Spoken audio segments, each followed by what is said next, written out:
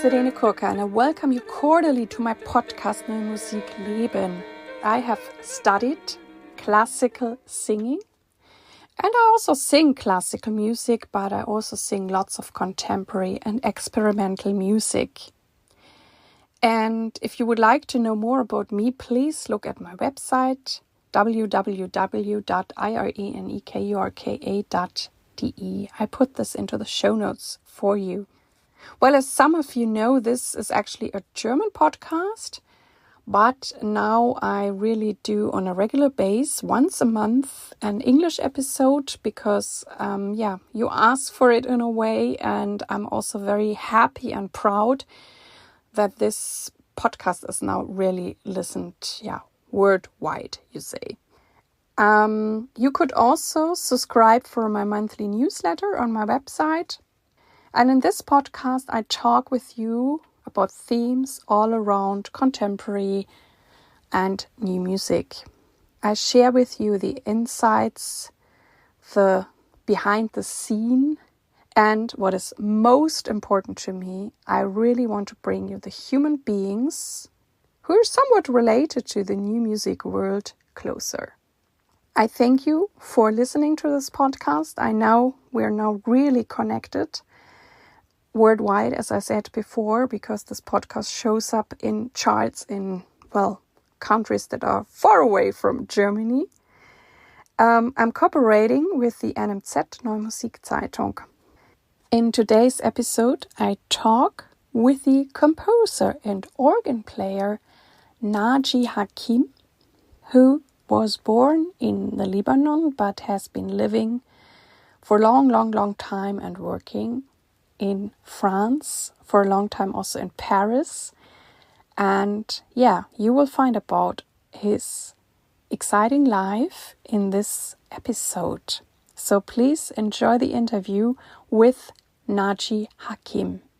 Hello, Naji Hakim. I cordially welcome you into my podcast today. Thank you very much. It's a great pleasure to meet you. And I'm always so thankful for the modern technical modalities that we can talk. I mean, you're sitting in France, close to the sea, and I'm sitting in Düsseldorf.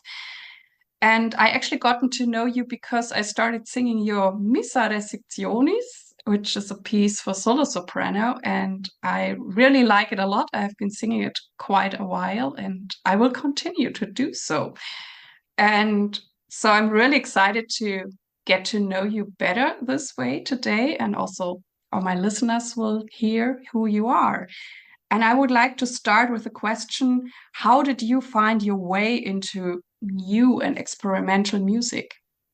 Well, I never think about new and not about experimental. For me, music is a real act of love and a testimony of my faith. I'm not trying, I'm confessing my love through music, through the gift God has given me. How did it lead you there? I mean, you have been born in the Lebanon, and I'm sure that's a very different country than France. And how has this influenced you and maybe also your composing? Well, it was a privilege to be born in Lebanon and to be enveloped, surrounded by popular music that entered in my heart, in my soul. And even if I ignored it when I got to know classical music, this Arabic music is part of my person.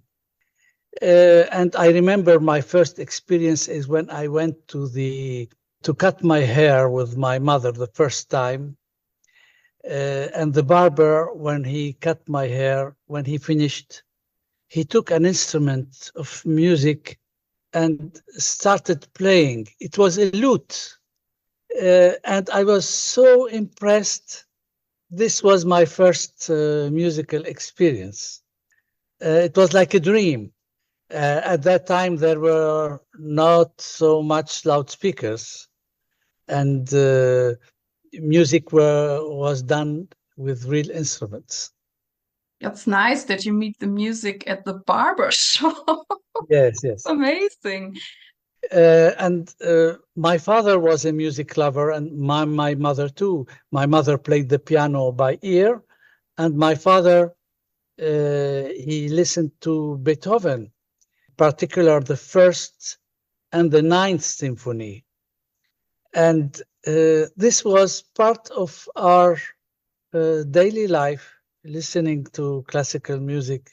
So I had these two different sources which I was filled in. My soul was filled in by these two sources, Occidental and Oriental music. Mm-hmm. Yeah, I can feel that also in your Missa Receptionis. There is some section where I really feel it's somewhat Arabic, and I Yeah. like that kind of color in it and the twist in it. What is amusing is that the Arabic influence didn't come in my music in my earlier works. It came little by little in my later works. That means around the year 2000.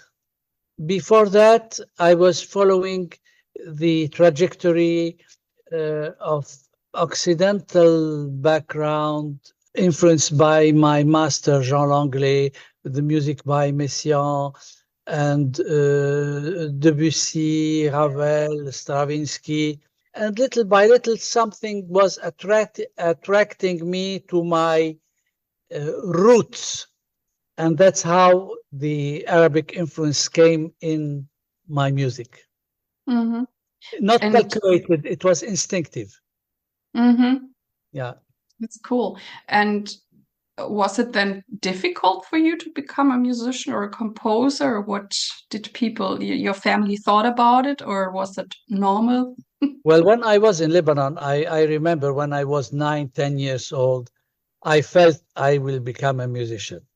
And when I finished my school studies, I said to my father, I want to study music. I want to dedicate my life to music. He said, look, I think it is not secure for you to be a musician in this country. It would be more reasonable that you make studies like medicine, law, or engineering.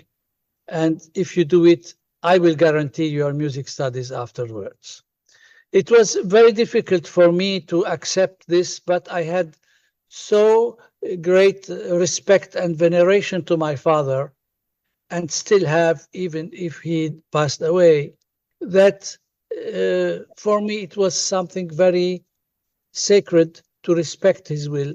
And I studied engineering. I became ingénieur de l'École nationale supérieure des télécommunications in Paris. And in parallel, I continued my musical studies and went deeply in it when I entered the Paris Conservatoire Supérieur. Mm-hmm. And when did you go to Paris? When did you make the switch from Lebanon to France? Well, in 1975, October 1975. Mm-hmm. And And I how entered, was that going to Paris? I mean, it's so different, I assume.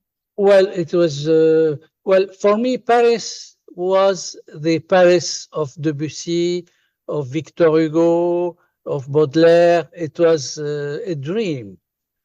And naturally, it was a shock for me to change completely society, the way of living, the way of eating. It was a different culture, but I entered in it and I loved it, and I became French. It's part of my person. I am two in one, as says the great Palestinian poet Muhammad Darwish.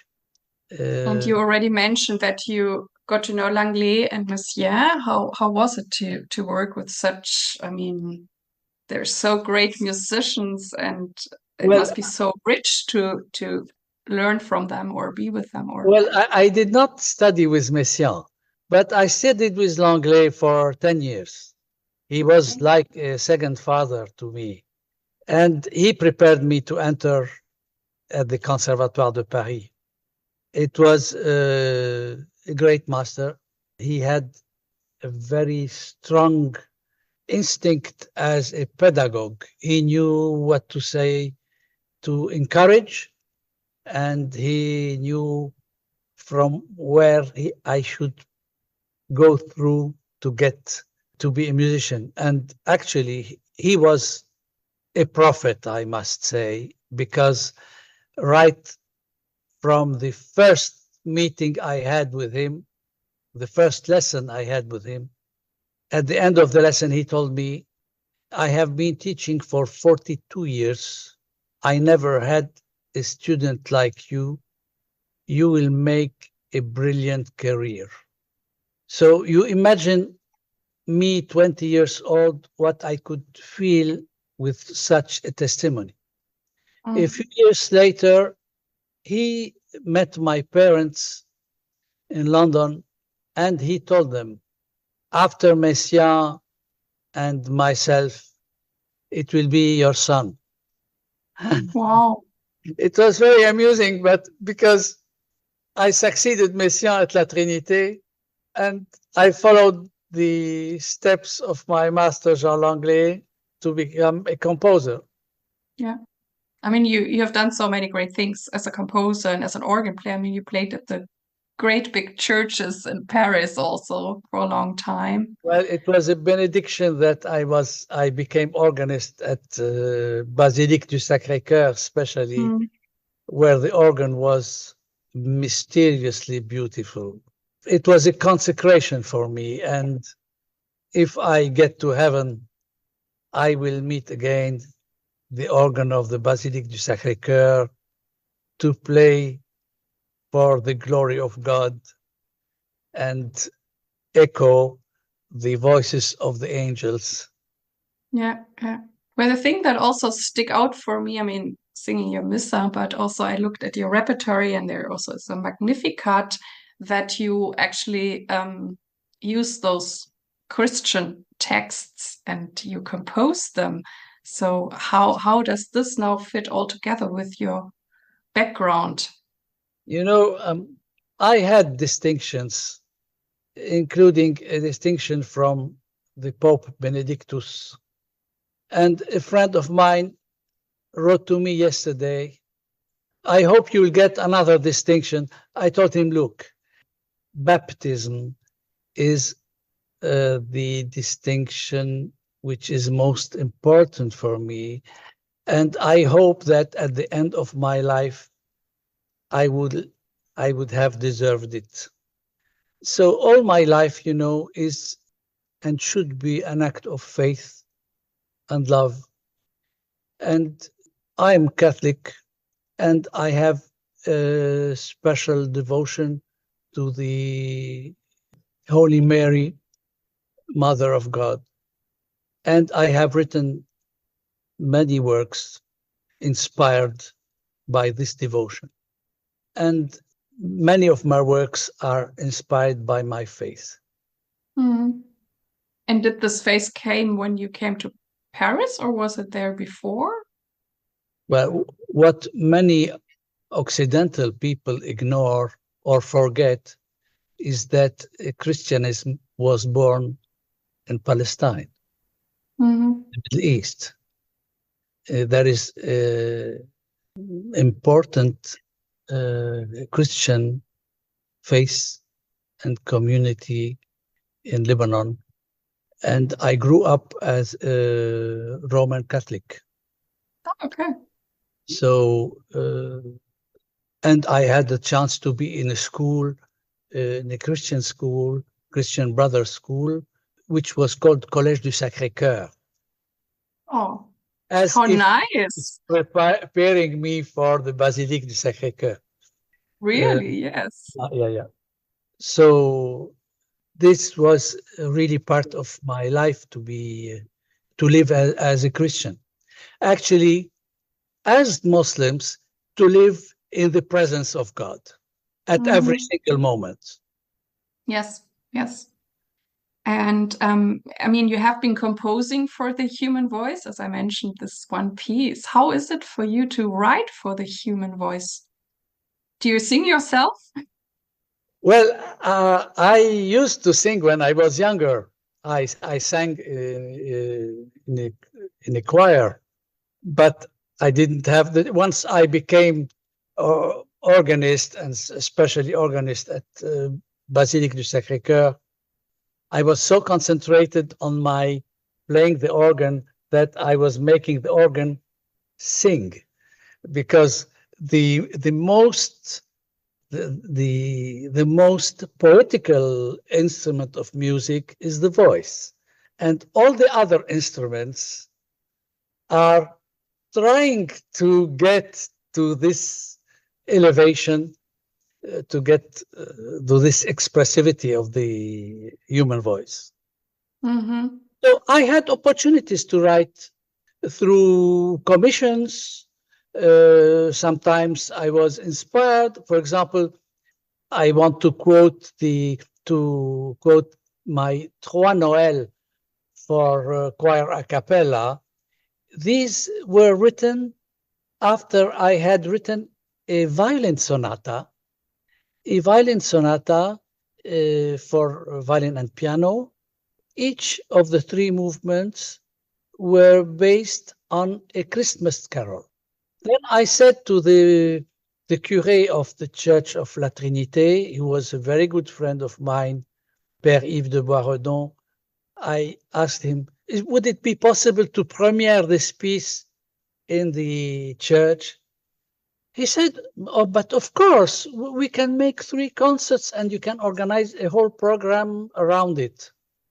So I calculated the program and had the idea with a student of mine who was choral conductor to write 3 arrangements of these 3 Christmas carols, and that's how I wrote the Trois Noël.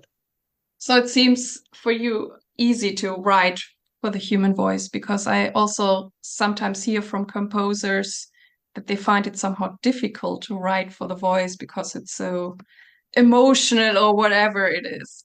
To be frank with you, every single work is difficult to do. Okay. Yes, there is tension, psychological tension, concentration. You have to imagine, even when I write for organ, I never compose on the organ. I do it on the piano. For me, the piano is the king of the instruments. I disagree with Mozart, who considers organ as the king of the instrument. For me, the piano, because with the pedal of the piano, you can dream of all the orchestra, you can dream of every single instrument, and the piano has expressivity which the organ has not. It has a different way to get to expressivity, but it's not the same as a note on the violin or on the piano or with the human voice. And you also have been teaching a lot in the past, you told me. How was that for you then to pass on all your wisdom and experience? It's all is the same. There is one art, In life, there is only one art. It's the art to love. And whatever activity you do, it should be done with the heart. Whether painting, making music, speaking, teaching, it's a communication. Art is a communication. So it's a different communication to teach. And I had great pleasure teaching. I taught in a school for very young children. And then I taught in a conservatory in Boulogne, where I taught analysis. So the contact with the students was very enriching. I think in a reciprocate way. And I learned a lot from teaching my students, as they inspired me to open scores which I would not have opened if was not a teacher. Mhm.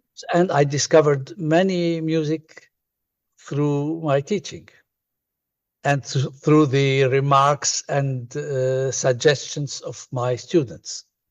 Yeah, it's always an ongoing process. Yeah, exactly. And I mean, you're composing and playing the organ. How do you find the balance within that? Can you do it both on one day, or do you say, no, now I'm composing and I don't play the organ? Well, it depends upon the periods. At some periods, I'm able to teach, compose, practice in the same day. But in some periods, I have to concentrate on one activity. For example, when I wrote with my wife, Marie-Bernadette Dufourcé, who is a brilliant professional organist as well, and musicology professor, we wrote together two books, one guide pratique d'analyse musicale and an anthology for music analysis. We spent many hours working on these books, so I could not compose at that period.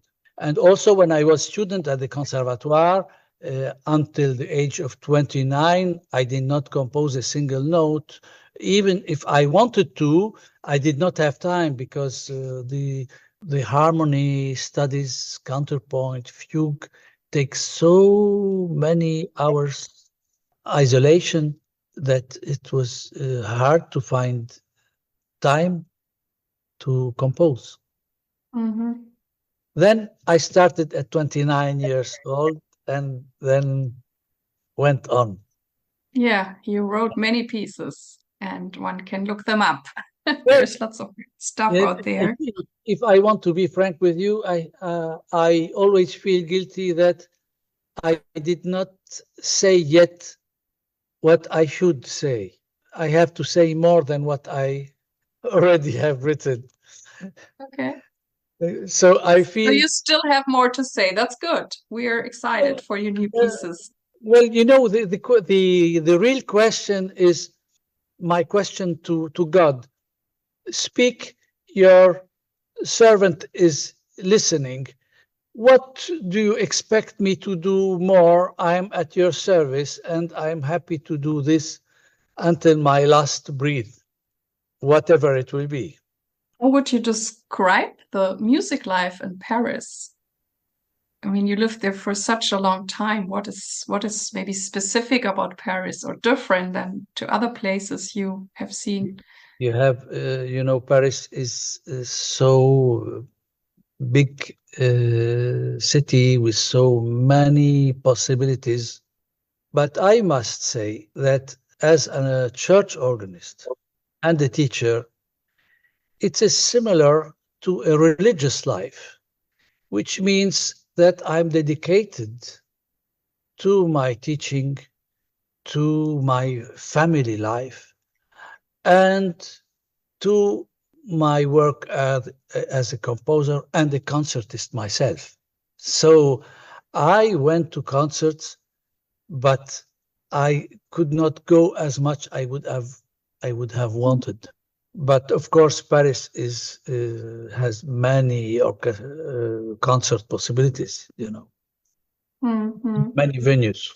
And I mean, you moved away from Paris. How is that now to be more on the countryside and not so much in the center of France? Wherever I am, I say thank you to God because I'm still alive every day. So I'm happy where I am and I don't regret. I say thank you for the past, but I say thank you for the present, and my arms are open for the future. And I have the chance here to concentrate more on composition. And since I'm retired from teaching, I have more time to dedicate to my wife and children and grandchildren. Mm. So how does a day in your life looks like? How do you structure it? And I'm curious. Yeah. Well, it is not like Hindemith. I don't have the same discipline I Hindemith, but I'm very hard worker. I work very, very, very hard. And my wife calls me sometimes Duracell. You know Duracell, the batteries. Mm-hmm. Yes, that We had an advertisement on that. I don't know if you had the same with the rabbits that are. yes, exactly. We That have is, that too in France. Okay. yes, yes, exactly the same one. Yeah, yeah.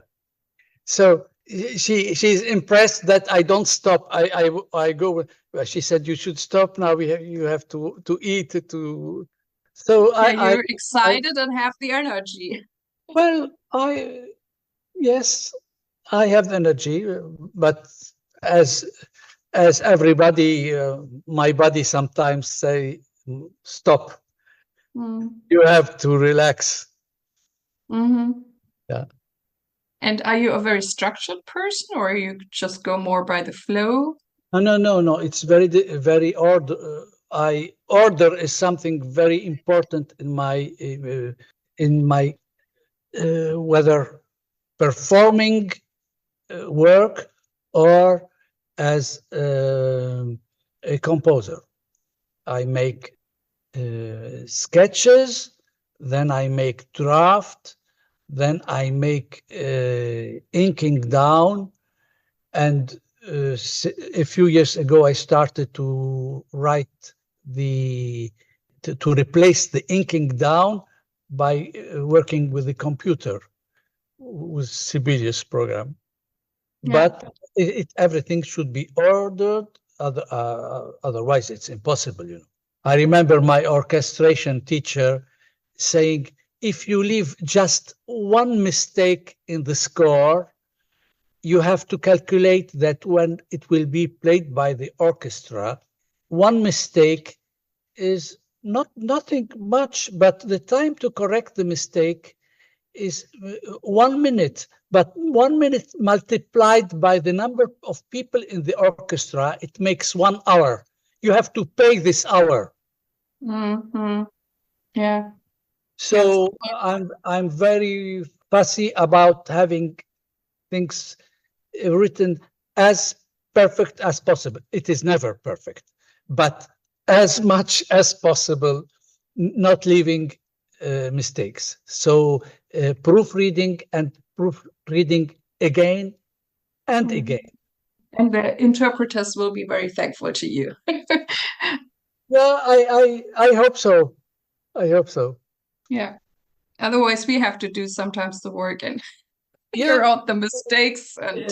you know, it's like, you know, the first symphony by Arthur Honegger. If you the music is very inspired, but if you take the orchestral score, there are no dynamics indications at all. So how the orchestra is going to do? The answer is that the conductor has to do everything. Yeah. Ah, yes, there is a great work which should be done by the conductor. Mm-hmm.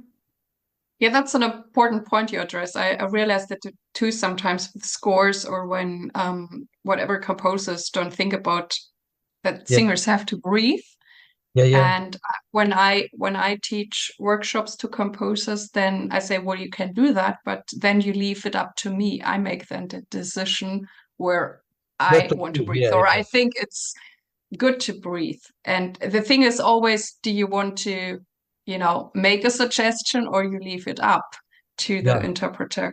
And even with like Mozart, I find that oftentimes he built that in because the phrases were often in a length that you really can sing it on one breath and then there would be a rest. yeah, But it's everything fine. I mean, I can make decisions. I'm musical, and so, yeah, yeah. or if there's no dynamic, like you say, then I can think about, oh, do you have an idea? Or no, And then I have to ask the composer again. and you know, when I finish writing a piece of music, a movement, it takes quite a long time to put the dynamics. It's very annoying, it's difficult, but you have to write it. You have to think about it and imagine what really you want. Is it forte or piano? You have to say. Yeah, certainly. And who or what has played the greatest role in shaping you, or what inspires you? As a master, I think Jean Langlais was the personality who carried me, who lifted me up. But as a musical inspiration, so many composers, but in particular, Stravinsky and Gershwin. Not only, but if I have to name just two names, it would be these two. Okay. So you like the rhythmic also? Yeah, yeah, very much. Yeah, cool. Yeah, yeah. And I always found it interesting. I mean, I think you're doing a good job that in this, like I call it music business, you have to be authentic, and I mean sometimes you might also get funny offers. And how do you do that? That you really do your thing and follow your path. I sometimes find that young artists also find it difficult to really find their way and be authentic themselves. This is not a problem. Always authentic. No compromise. No compromise. Always with, I'm authentic with myself. I feel that. So, but did you have students where you had to help them, or how could you help them to really stick to themselves and not being carried off by something funny? I really don't believe that you can teach composition.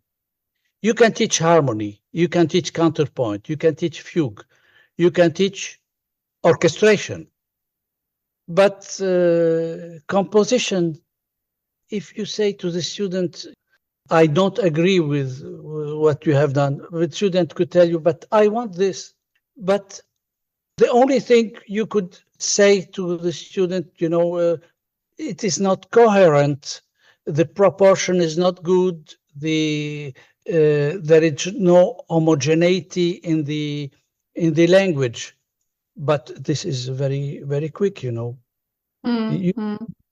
Uh, it's not interesting for me to teach composition. I know. But, and Bartok, when he was invited to teach in the American universities, he said, okay, we will analyze the works of the masters of the past. That was the contents of the composition course. Mm-hmm. And I take a simple but great example, the Inventionen and Sinfonien by Johann Sebastian Bach at 2 and 3 voices. These are composition lessons. They were conceived as composition lessons by Johann Sebastian Bach. It was like a treatise of composition, because at this period there were no treatise of composition. By the example, I think the examples of the masters are lessons. Mm-hmm. Composition. So, is then creativity easy for you? Do you always get great ideas, or what can I do about that to find my creative flow in my expression? Each work is a different problem, and this is a challenge. The challenge is part of the game. Mm-hmm. And the game is to win the game, to win the challenge. Yeah. And art comes out of the constraint, of the difficulty. You have to write a piece for one instrument, but one instrument is not enough. I want a big orchestra. No, I give you just one instrument. With one instrument, you have to fill all the 5 minutes or 10 minutes you have at your disposal to give your musical, expressive poetical message. It could be with an orchestra, but it could be with chamber ensemble or one instrument or one voice. And so whenever it feels challenging, you says it can be very difficult. You just keep going and you sit down every day again until it shows up. But sometimes, I have suggestions to make something which with rules are incoherent with texts, for example, which don't go together. And in this case, I say, no, I'm sorry. It's not for me. And I remember when I was commissioned to write my Römisches Triptychon for soprano and organ, I was approached by soprano Andrea Reuter. She was so tactful and delicate when she asked me. She said, before asking another composer, I want you to consider the project. I told her, I am not fluent in German. I don't know German. Please give me some time to think. I took 6 months to say yes. But I said yes. But once I said yes, I took German lessons. I wanted to understand every single word in the text and the accentuation. And I did the work. And the singer was happy. And I am happy with it. And now when I listen to it after 20 years, I say to myself, well, that's it. I don't want to change anything in it. That's because cool. I took time to ink down the very last note in a final way. That's it. So that answers your first question. I don't do experiments. I don't do experiments. I find what I want. If I want to offer you a flower bouquet, I don't do an experiment. I choose a beautiful bouquet of flowers and I offer it to you. I'm sorry, I cannot do it now. Well, it's, you pronounce it very good, the Römische Trichtichon, which is not an easy word. And you obviously are very talented with languages anyway. Seems like... I speak a few languages. Yeah. You're quite fluent. That's really amazing. And also that you thought it through if you really want to do this piece. But I guess when you said, okay, I'm doing it, then you probably already have composed it in your head, or didn't you? Once I was giving a master class in Ingolstadt, Germany, and I was teaching in French, and there was a charming lady translating, and I wanted to make a surprise to her and to all the group at the last lesson. And so I asked to somebody to translate the following text. Ladies and gentlemen, as you can see, I do speak German, but all this week was a comedy I have done just to have the chance to be translated by this charming lady. So she didn't know if she had to translate what I was saying in French or what. Yeah, but obviously you were fine with her. You didn't correct her. I would have wanted to be a comedian as well, Really? Oh, yes. But you cannot do... I couldn't do more than being a musician. And are there other pieces by you that have a kind of something humoristic in it as well? Well, I think so. So. I wrote a piece called Carnaval, a piece for organ called Carnaval, based on a Basque dance, actually from Navarra. And it's very happy, very, very joyful. That's cool. Yeah. Well, I really enjoyed talking to you. And yeah, you're far away. Hopefully, one day we also meet at some point. And we are actually at our last question for today. And my last question is, which tip would you like to give young artists? It's so easy. Love and do what you want. This sentence is not by me. It's by Saint Augustine. Love and do what you want. It was a great pleasure meeting you and talking with you. It was a great pleasure for me too. This was the interview from today. I hope that it inspired you. And please send me your emails, send me your feedback, because I love to interact with you. Thank you very much that you tuned in with me today. I really, really hope that you liked it. And please tell your friends and colleagues about this podcast. I thank you very much. I wish you all the best. Live your music, live your life, and see you next time. Yours, Irene.